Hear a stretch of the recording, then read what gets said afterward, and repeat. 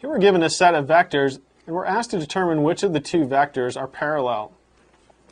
We need to recall that if we have an angle theta, the subscript ij, if that's the angle between vectors v sub I and v sub j, then we'll have the cosine of theta ij is equal to the dot product of vector I and vector j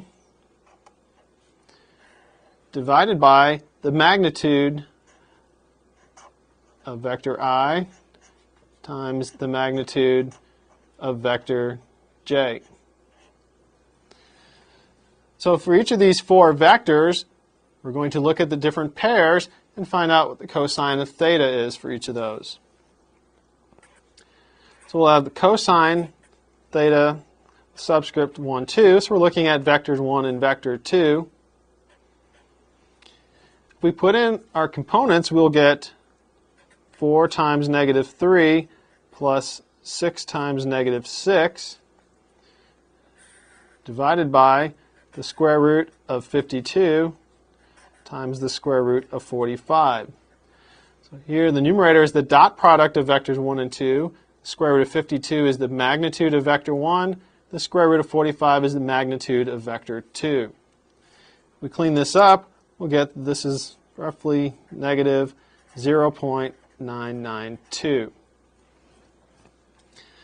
If we proceed in the same way for the remaining pairs, we'll get cosine theta of vectors 1 and 3. Turns out to be negative 0.124.